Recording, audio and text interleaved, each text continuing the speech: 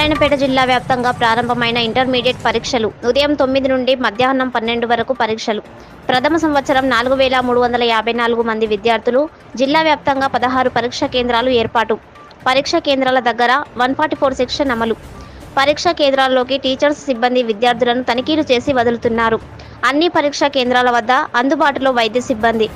పరీక్షా కేంద్రాలలో 16 మంది చీఫ్ సూపరింటెండెంట్లు, 16 మంది డిపార్ట్మెంటల్ అధికారులతో పాటు 4 అడిషనల్ చీఫ్ సూపరింటెండెంట్లు, 4 కస్టోడియన్లు, 1 ప్లేయింగ్ స్క్వాడ్, 1 సిట్టింగ్ స్క్వాడ్ బృందాన్ని ఏర్పాటు చేసినట్లు పరీక్షా కన్వీనర్ సుదర్శన్ రావు తెలిపారు.